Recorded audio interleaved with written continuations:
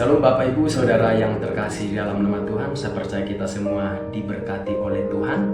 Dan pada saat ini saya mau berbagi satu kebenaran firman Tuhan bagi kita semuanya, yaitu sungut-sungut dan murka Tuhan.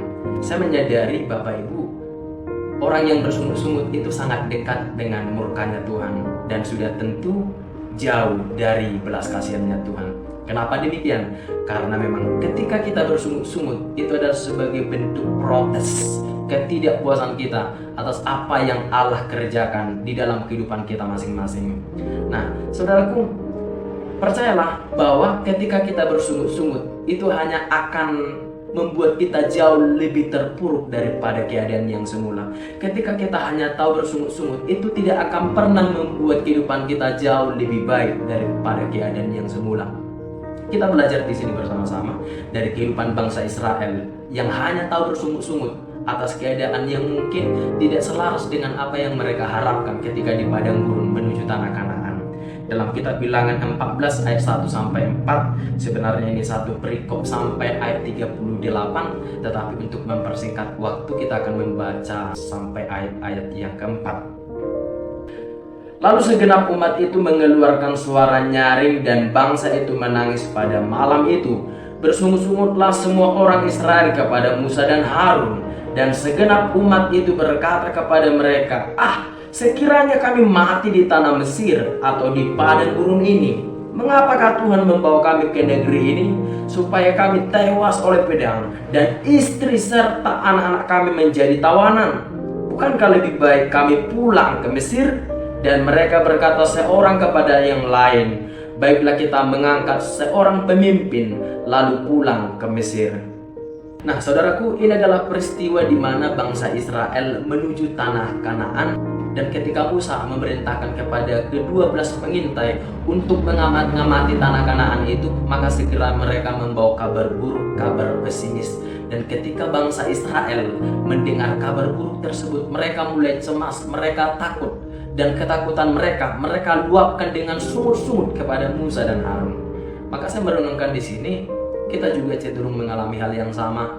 Ketika kita bersungut-sungut kepada Tuhan, itu adalah sebagai mungkin kesesakan, kecemasan, dan ketakutan yang kita alami. Tetapi kita mau belajar di sini, walaupun dalam keadaan yang sesak, walaupun dalam keadaan yang cemas, mari kita belajar untuk tetap bersyukur. Nah, saudaraku, apa pelajaran hidup yang dapat kita petik dari sungut-sungut bangsa Israel dalam menuju tanah Kanaan? Yang pertama, sungut-sungut adalah bukti ketidakpercayaan kita pada rancangan dan pimpinan Tuhan. Seperti apa yang saya katakan tadi, ketika kita bersungut-sungut, itu adalah bentuk protes kita dan ketidakpuasan kita pada apa yang Allah kerjakan bagi kita.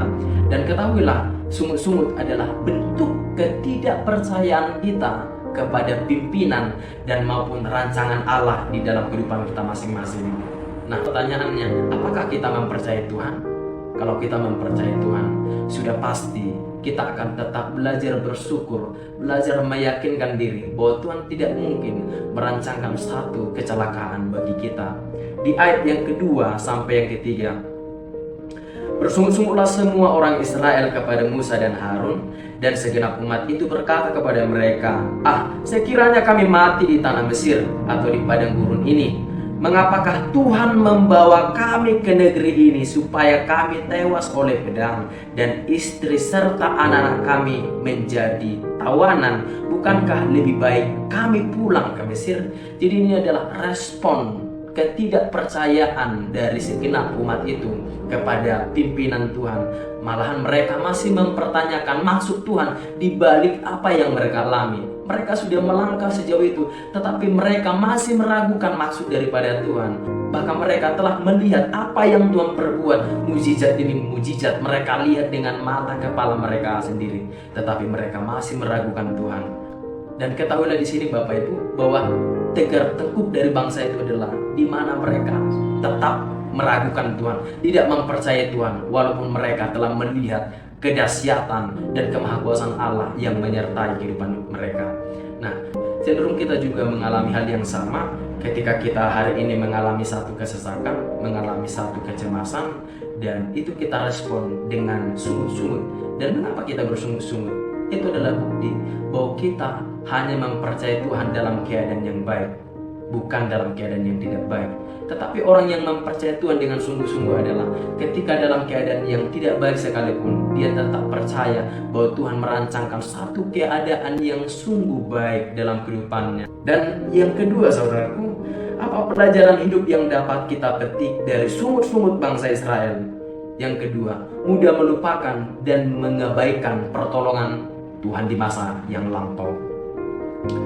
Kita mungkin telah mengetahui bagaimana pertolongan Tuhan mulai dari keluarnya bangsa Israel dari tanah perbudakan, dimulai dengan tulah yang Tuhan kirimkan kepada segenap bangsa Mesir, dan kemudian Tuhan membelah laut Tebrau dan bangsa Israel dapat berjalan di tanah yang kering. Dan setelah itu, saudaraku, tiang awan dan tiang api yang menyertai langkah mereka dalam melintasi padang gurun, dan masih banyak lagi perkara-perkara yang dahsyat yang Allah kerjakan bagi bangsa itu.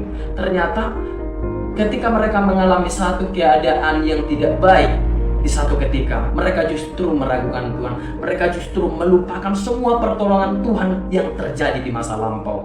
Maka demikian juga dalam kehidupan kita juga cenderung mengalami hal yang sama. Ketika kita Tuhan tolong di masa lampau, itu tidak kita ingat, itu tidak kita genggam menjadi satu memori yang kuat untuk kita menjalani kesesakan di hari ini. Maka saya punya prinsip begini, Bapak Ibu, kalau dahulu Tuhan tolong aku, hari ini Tuhan tolong aku, maka itu akan kusimpan dalam memoriku, bila perlu kutuliskan, agar kelak ketika aku menjalani keadaan yang susah, maka kenangan yang baik tersebut, pertolongan Tuhan di hari ini akan menjadi kekuatanku untuk tetap bangkit, untuk tetap kuat dan mempercayai Tuhan dalam keadaan yang tidak baik sekalipun. Dan itu akan membuatku bersyukur bahwa aku mengatakan Tuhan tidak mungkin merancangkan kegagalan, bahwa Tuhan tidak mungkin merancangkan keburukan dan kecelakaan bagiku. Dan orang yang bersyukur akan dekat dengan kasih setianya Tuhan. Tetapi orang yang hanya tahu bersungut-sungut hanya akan dekat kepada murkanya Tuhan, dan sudah pasti jauh dari belas kasihannya Tuhan. Oleh karena itu, saudaraku, mari kita belajar bersama-sama untuk bersyukur, bukan bersungut-sungut. Sama, walaupun keadaan hari ini tidak baik, belajarlah untuk bersyukur, bukan bersungut-sungut. Karena bersungut-sungut hanya akan mendekatkan kita kepada murkanya, tetapi bersyukur akan mendekatkan kita kepada kasih setianya, pemeliharaannya, cinta, dan pertolongannya. Kiranya Tuhan Yesus memberkati kita semuanya. Shalom.